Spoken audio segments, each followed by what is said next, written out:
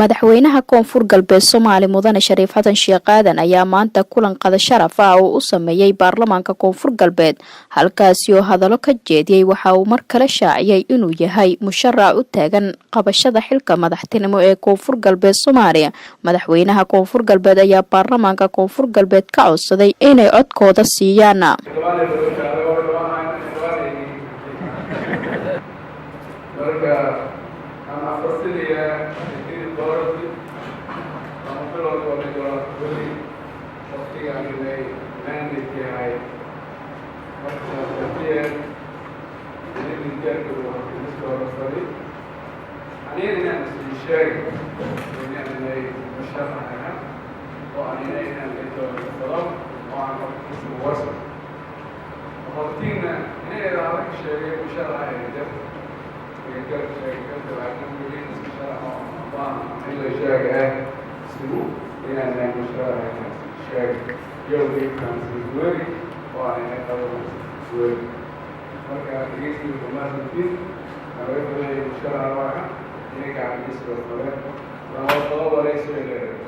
sidoo kale qaar ka mid ah mudanayaasha baarlamaanka koonfur galbeed oo goobta ka hadlay ayaa hadaladooda u badnaa kuwa taageeray Shariif Xasan iyo kuwa ka soo horjeeda.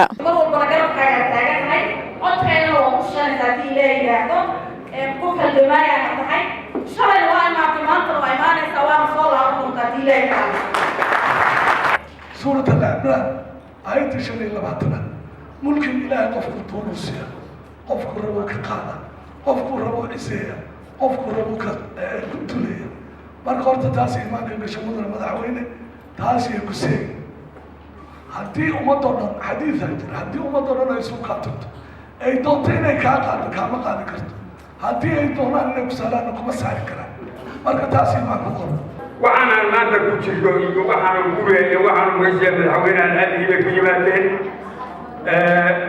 وأنا مرينا يا هدية الإسكان الثاني محبان بوقتي وين بوقتي هذا الحين أنا أقول كذا ناي ما كان هو رجال سكان دور أنا هو ما كان دور لنا.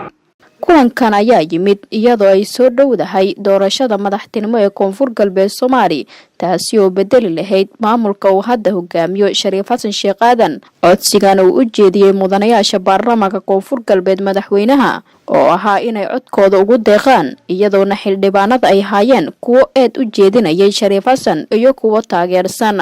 Shukri Ismaaciil Axmed, Ariel TV, Baydhabo.